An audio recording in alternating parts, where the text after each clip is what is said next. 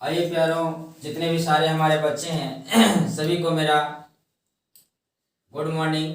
और मैं आज चैप्टर लेके आया हूँ त्रिकोणमिति, जो प्रश्नावली 8 का है। अब हम लोग त्रिकोणमिति को अच्छी तरह से देखेंगे। बहुत सारे बच्चे हैं जो कमेंट कर रहे हैं कि सर मैथ का वीडियो बनाइए, मैथ का वीडियो बनाइए, और त्रिकोणमिति मुझे काफ़ी दिक्कत हो रही है समझने में।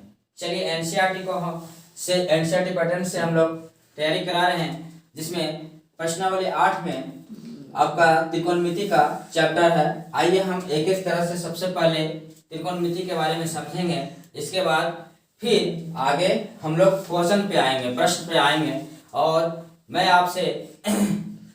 आपसे यही निवेदन करता हूँ कि त्रिकोणमिति का हर एक क्वेश्चन, जितने भी प्रश्नावली 8 में है, सारे के सारे एक एक क्वेश्चन मैं इस वीडियो के माध्यम से आपको इस मैं बोर्ड पे पढ़ाऊंगा, और देखिएगा क्या इंटरेस्ट आता है। इतना आसान तरीके से आपको समझ में आ जाएगा कि कभी भी एग्जाम हॉल में आप भूल नहीं सकते हैं। और बहुत सारे चैनल में पढ़ाया जा रहा है, औरों से बेटर यहाँ पे मिलेगा। और मैं आपसे थोड़ा सा ये कहता हूँ कि अगर किसी भी तरह का कोई अगर गलती हो तो आप हमें कमेंट बॉक्स में कमेंट कर सकते हैं। उसके लिए मैं आपको समस्या का समाधान अवश्य करूँगा। चलिए अब त्रिकोणमिति को देखते हैं। सबसे पहले हम लोग समझते हैं त्रिकोण। त्रिकोण का मतलब क्या होता है, त्रिकोणमिति का मतलब क्या होता है, हम लोग लिखते हैं। आइए समझते हैं एक एक करके। त्रिकोण मिति, त्रिकोणमिति, त्रि से हम लोग देंगे, त्रि का मतलब होता है तीन, और कोण का मतलब होता है कोण, और मिति का मतलब होता है, मिति का मतलब होता है माप। त्रिकोणमिति, और त्रि का मतलब तीन, और कोण से कोण हो गया, मिति से आपका माप हो गया। आइए हम लोग समझते हैं। अब देखते हैं इनका कुछ परिभाषा है, हम लोग लिख लेते हैं। त्रिकोणमिति,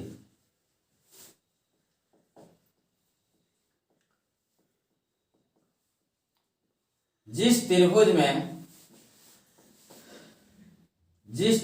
में तीन कोणों की माप की जाए, जिस त्रिभुज में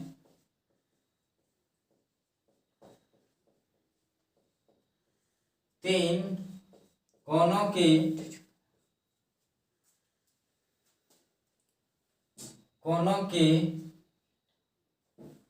की माप की जाए, उसे हम त्रिकोणमिति कहते हैं।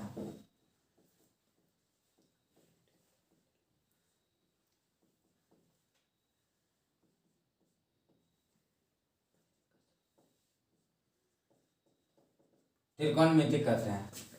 चलिए अब त्रिकोणमिति सबसे पहले हम लोग देखते हैं, एक त्रिभुज बनाते हैं, समकोण त्रिभुज। यहां पर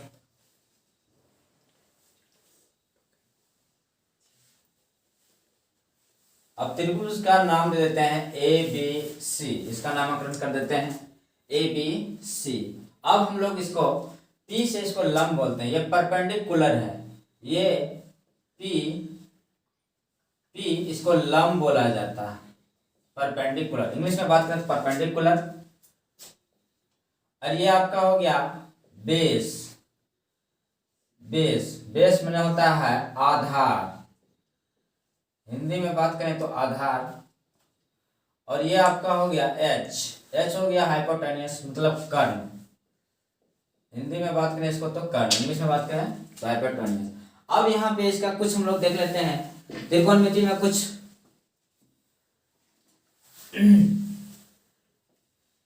साइन थीटा, कॉस थीटा, ये आपको इसको मान लीजिए थीटा कोण है,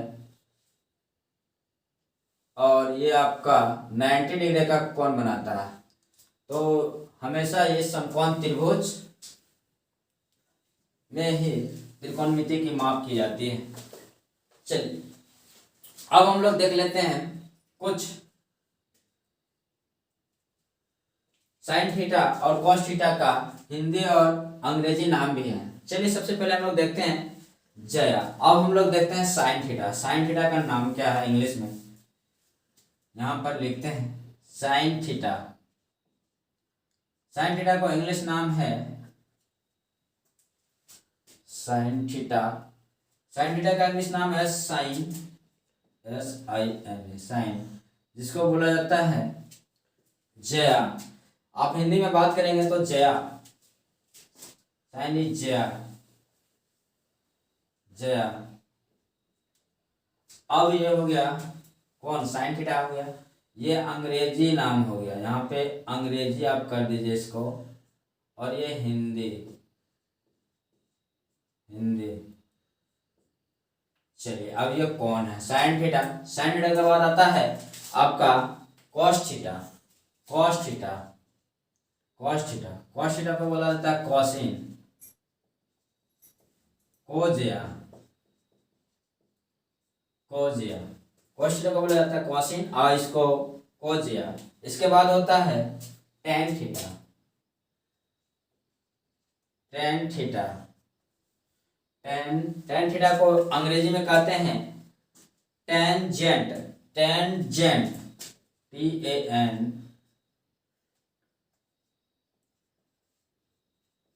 टेंजेंट। टेंजेंट को इंग्लिश में बात करें तो स्पर्श, हिंदी में बात करें तो स्पर्श ज्या के नाम से जानते हैं इसको, स्पर्श ज्या, स्पर्श ज्या।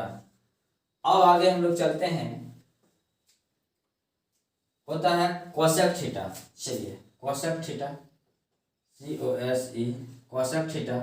कोसेक थीटा को बोला जाता है कोसकेन, कोसकेन, कोसेकेन, COSE, कोसेकेन। कोसेकेन को हिंदी में बात करें तो आप इसे व्यू ज्या के नाम से जान सकते हैं, व्यू ज्या। इसके बाद sine theta, cos theta, tan theta, cosec theta. इसके बाद होता है सेक थीटा, यहाँ पे कोसेक थीटा के बाद होता है sec theta, sec theta. Sec theta को आप यहाँ पे देख सकते हैं सेकेंड, सेकेंड, और सेकेंड का हिंदी नाम है, सेकेंड का हिंदी नाम है ब्यूकोजिया। यहाँ पर ब्यूजिया, इसके बाद सेकेंड का नाम है ब्यूकोजिया, यहाँ ब्यूकोजिया।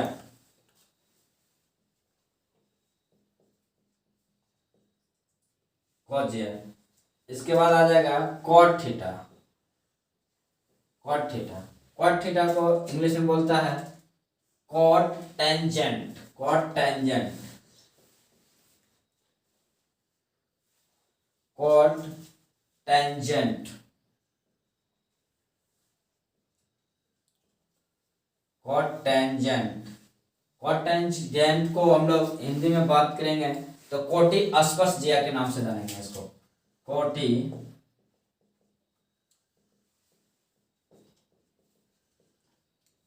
स्पर्श ज्या।